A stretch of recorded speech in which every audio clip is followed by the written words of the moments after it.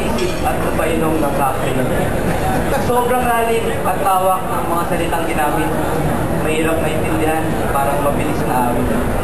Pero naisip ko, expression lang to. Dapat lamang may labas ko ang iniisip ko. Ang napili ko malikha ni Ever ay ang literal anak. Sapagkat dito sa Pilipinas, ito ay talamak. Sa kalye, sa poste, sa labas ng eskwelahan, dito mo makikita at sila iyong madadaanan. Kung ikaw ay makatao, sila iyong kakaawaan. Kung ikaw ay matapobre, sila iyong iiwasan. Sa mabuting banda, naghahanap buhay lang siya. At dahil walang magawa, isinasama ang anak niya. Sa masamang banda, dapat nag-aaral ang bata at hindi ginagamit na nagtag pampaawa. Ang solusyon sa suliraning ito ay magkapit-bisig at magtulungan tayo. Lahat ng may kaya ay magsama-sama upang makatulong sa kapwa Pilipinong luminawa.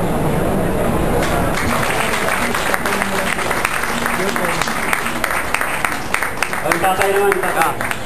Tuloy mo lang to. Naka-video na ito. Gitara ni inimbento ni Lirio. Kakamitin niya yan.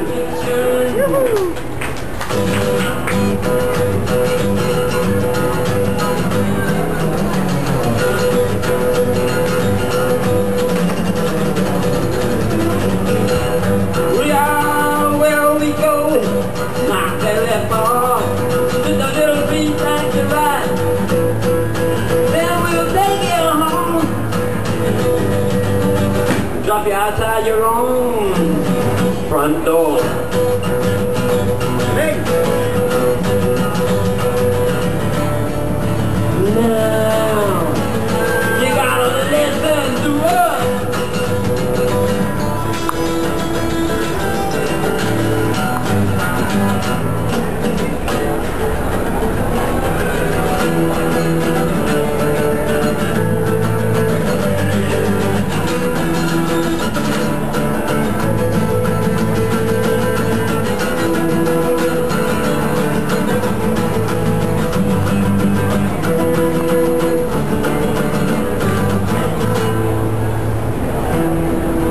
Welcome to the war on terror.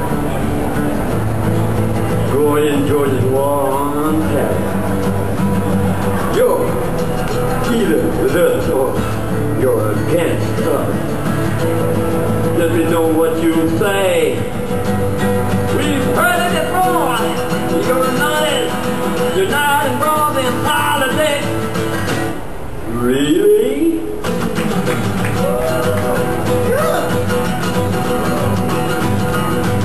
We saw you at the rally. The cheers as they said.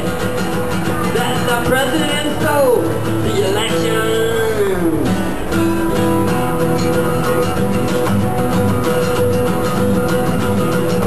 You cheer when they say that he's just a U.S. puppet, no better than the others. You filthy lying pig. Lying pig. Lying pig. Someone in your privilege. Ang ating damdamin. So, maraming salamat Piap sa pagbaba mo sa malamig na lugar at anytime.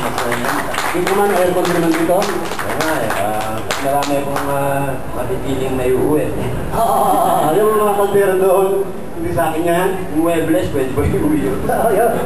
Baka pwede, akala sarado na. Hindi ko natinig, sara na tayo ng mga tindahan. Bubuksan ko ba yan?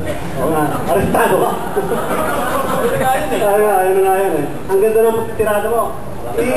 Si Masya na komo, di ba Jim? Iko-forward natin kay Atila sa London. Yung matutuwa yun, no? Magpapinda sa'yo yung pera. Oo? Magpapinda sa'yo. Pero sila yung kasabay niya yung mga sex pistols. Pati naman kayo, di ba? Ako yung salamat. At teka, Pepe, alam mo, merong mga kabataan ngayon, nag-i-invento ko sa rin yung instrumento. Ito mo yung mga gitara yun. Sabi ko nga yun. Sabi ko nga yun. Ano yan ah? Gitara yan. Kayo po pa lang po babasahin itong tula ng aming kaibigan sa internet. Tula ito ng isang sikat na photojournalist na lumulusob sa Afghanistan, kung saan may gera, na pupunta rito pag mayroong mga protesta, kung saan delikadong buhay niya, nandun siya. So, sulat po ni Claro ito, at pasensya na kayo kung magkamali ako dahil ngayon ko lang po ito mabasahin. Heber, sabi ni Claro, pagpasensyahan ang nakayanan sa maiksing oras na nilaan. Isip ay piniga, hindi nakandaugaga, para makagawa ng 4 na tanaga. Matagumpay mong exhibit, nakasalalay sa isasabit. Mga tula mong ibinuhit at makabuluhang mga awit. Mga kaibigan sa banggaan, kapiling mo sa kasiyahan, nandiyan man o in absensya, sana'y ambunan mo kami ng grasya. Cheers, Claro.